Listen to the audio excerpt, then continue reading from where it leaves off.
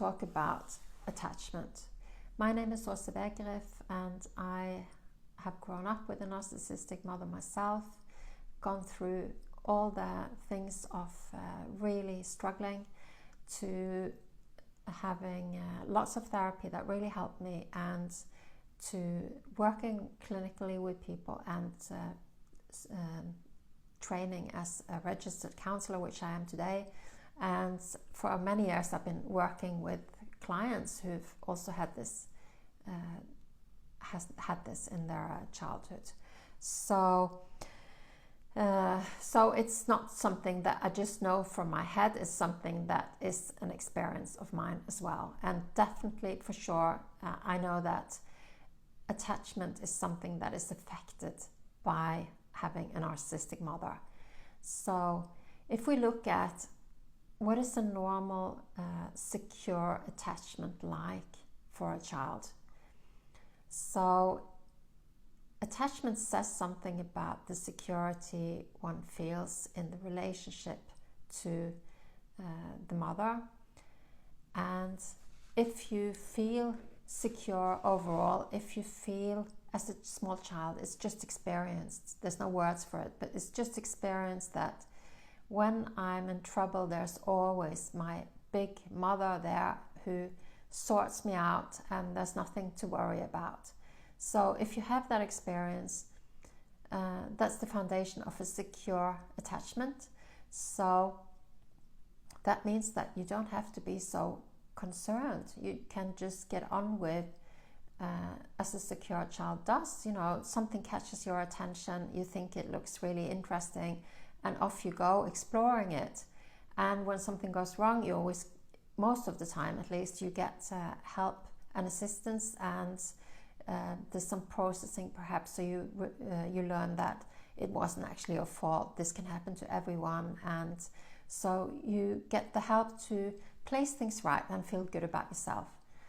So this can be seen in small children when, if you look at how they are interacting with their parents, especially when something goes wrong and they are hurt. Some children, the secure ones, won't be scared to go to their parent or scream for the parent's assistance, and then the parent goes and helps them, and they calm down, and then things are fine. And they've learned something along the way. They've also learned something that was a positive thing about themselves, and which helps them move forward. That's why they are secure. There's an aspect of this security felt in the relationship to the mother, and that is the sort of inner security of like feeling good about oneself, of feeling, because the outside here becomes like, reflects in an inner state of feeling like I'm good enough, or perhaps even as a child, like I'm really good, I'm really great, I'm doing good for myself, and I can play with other kids, and I can master this or that, and I'm learning, and now I'm even better than I was last week, and I love this. And so you can see that it becomes it's something very, very foundational in our personality, that there is trust in oneself and in others. There is a sense that the world is good, and I'm good, and others are good as well, and so on. But if you have, there are two other main strategies, and then there's a disorganized strategy. And the disorganized one is a combination of the two strategies, attachment strategies that I'm going to tell you about. So if you have a narcissistic mother, it may take you in two different directions, like secure, anxious-ambivalent on one side, or insecure, avoidant on the other side. Because if all you experience from when you're small is that no one is coming to help me, people are just going to be yelling at me that I've done something wrong. Life is painful. I get things wrong. I try to do something and look, I messed up. If there's no emotional attunement to you, if there's no support to you, so if you constantly just never get any kind of support, well, what are you to do as a child? The only option you really have then is to try to turn down your own signals to yourself about your own feelings, because they are painful. They're always painful then. There is pain about yourself, pain about others, pain about the world. Everything is difficult, painful, it's overwhelming. You're a child, you're small, you can't rely on anyone. It's not safe to explore, so there's not that fun side either. So you end up really anxious, and there's no one coming. In that case, it makes sense that a child would turn down the signals of distress, the signals of needs, one's feelings, because they are mostly painful. So that sets you up into, that's on the outside. You get those children then who don't signal so much, despite that researchers can measure that inside there's a lot of stress going on, but you don't see it on their behavior outwards. This is not a child that yells when they're hurt for their mother. This is a child that sits there and swallows the pain away and tries to manage on their own and kind of survives and manages. But the reality of the pain is split off. So the child doesn't feel it for very long, but it's still there.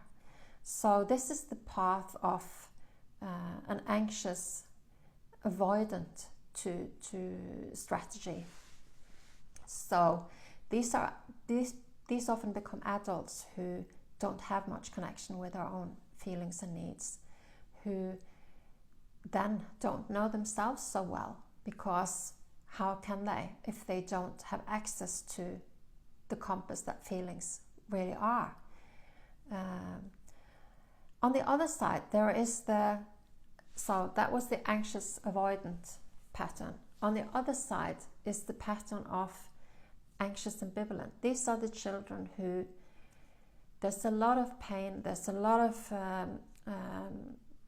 bad things happening, the world is really difficult, but sometimes the mother gives some level of something good. So it's not all bleak. It's sometimes, it may be that the mother is, depending on her mood, the world can change, depending on her mental illness, depending on life situations, but this is a mother who can sometimes, even if it's not genuine, she can sometimes give something that the child perceives as good. So this child is not going to turn down, dim down the switch for relationship needs, feelings, and so on. This child is going to escalate them. So this is a child that grows up, something painful experiences something painful, they need their mother, and then they really, really do cry for it. And very often the mother isn't interested, so she'll be punishing or trying to get the child away from her, or telling the child some negative messages like you're so clinging to me, or you're so much, or you're giving all kind of messages. But the child in this case learns that at least it gets something, even if it's negative, it still gets something in that situation. So this is a child that perhaps even starts to signal distress, even if there isn't actually a situation, to get something. So this is a child that may escalate their feelings, escalate their signals. And so this can then, moving ahead to adulthood, this can be an adult who has a lot of feelings all over the place, doesn't understand it, is very demanding on other people because they signal so much need and so on. and other people don't get why they are and that's why they are like that. But there's a lot of, on the inside, there's a lot of feeling of not being able to cope, and that the world is really difficult, and that there's a lot of disappointment and so on. So these are the different variations of the attachment patterns that you can get. And for some people, because the narcissistic mother is both a figure of source of should be at least a source of love, and is also the same person who is supposed to love you is the same person that hurts you.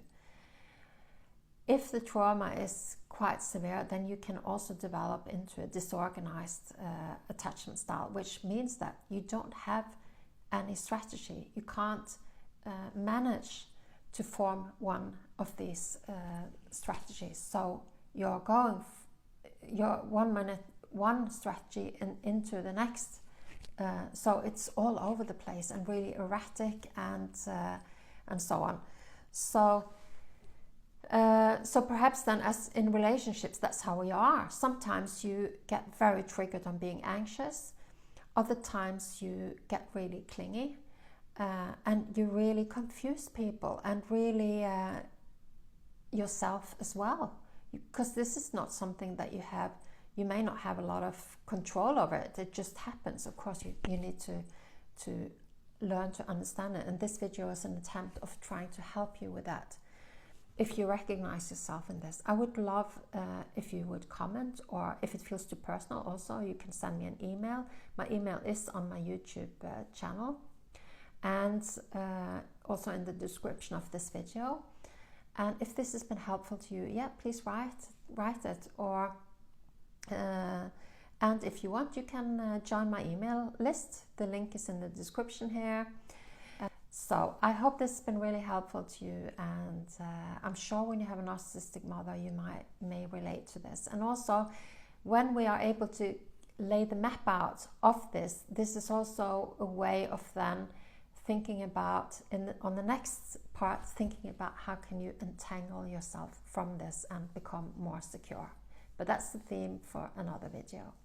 So all the best to you, and please subscribe, like, or comment, and I hope to see you again. Bye-bye.